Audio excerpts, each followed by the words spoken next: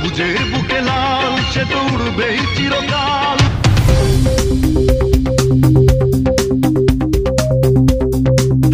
ভারতের আগরতলায় অবস্থিত বাংলাদেশ হাই কমিশনে উগ্রপন্থী ভারতীয়দের হামলা ও বাংলাদেশের জাতীয় পতাকা অবমাননার ঘটনায় চট্টগ্রাম মহানগর বিএনপির তীব্র ক্ষোভ প্রকাশ করেন। জননী টেলিভিশন নিউজ ডেস্ক থেকে রয়েছে ইয়াসমিন আক্তার, জানাচ্ছি বিস্তারিত।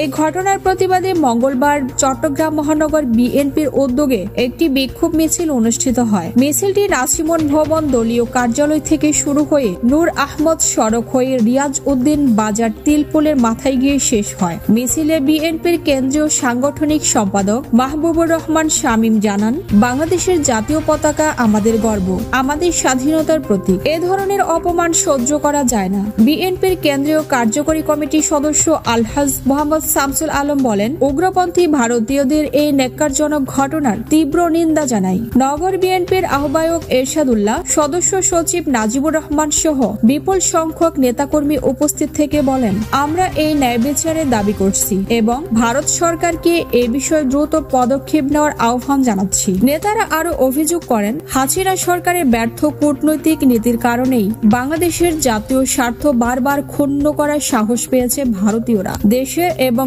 দেশের মানুষের মর্যাদা রক্ষা করতে বর্তমান অন্তর্বর্তী সরকার এর ন্যায় বিচার পদক্ষেপ নিতে আহ্বান জানান। সেই সাথে দ্রুত সুষ্ঠু এবং নিরপেক্ষ নির্বাচনে পদক্ষেপ নিতে আহ্বান জানান। এই বিক্ষোভ মিছিলে অংশ নেওয়া সাধারণ জনগণও ঘটনার প্রতি তীব্র ক্ষোভ প্রকাশ করেন। তারা বলেন, জাতীয় পতাকার প্রতি এই অবমাননার প্রতিটি বাংলাদেশীর হৃদয়ে আঘাত হেনেছে।